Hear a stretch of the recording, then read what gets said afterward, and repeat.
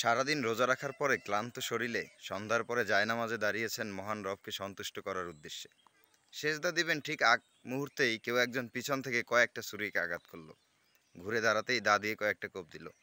অবশেষে লুটিয়ে পড়ল মাটিতে আপনার অসহায় শরীর। আপনি বুঝেই উঠতে পারলেন না কে মারলো, কেন মারলো, কি জন্য মারছে। অবশেষে আপনি ইহকাল ত্যাগ করলেন। আপনার মৃত্যুর পরে প্রকাশিত হলো কে আপনাকে মেরেছে, কেন মেরেছে। আফসোস, সেটা যদি আপনি জীবিত থাকতে জানতে পারতেন তাহলে হয়তো আপনি আঘাতের চাইতে মনের আঘাতেই মারা যেতেন। কেননা যেই ব্যক্তি আপনাকে আঘাত করেছে সে আর কেউই নয়, আপনার একমাত্র আদরের সন্তান। একটাই ছেলে যাকে আপনি লালন পালন করেছেন অনেক যত্নে। কেন মেরেছে?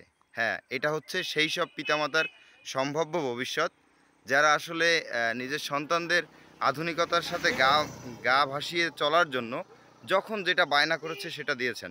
বিশেষ করে স্মার্টফোন দিয়েছেন। এটা হচ্ছে সেই সব পিতামাতার জন্য সম্ভাব্য ভবিষ্যৎ। হতে পারে আপনার সাথেও এমন ঘটনা যেকোনো সময় ঘটে যেতে পারে।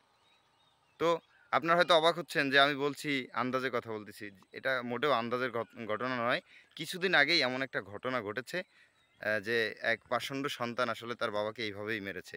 কি অন্যায় ছিল তার? অন্যায় ছিল একটাই যে একমাত্র তার বাবা তার কাছ থেকে ফোন ছিনিয়ে নিয়েছে। তো বর্তমানে যারা আপনার সন্তানদের ফোন দিয়েছেন, কি কারণে দিয়েছেন জানি না। যে কাজ আপনার সন্তান ফোনে করছে তা কি আপনি মনিটরিং করছেন? অবশ্যই করছেন না।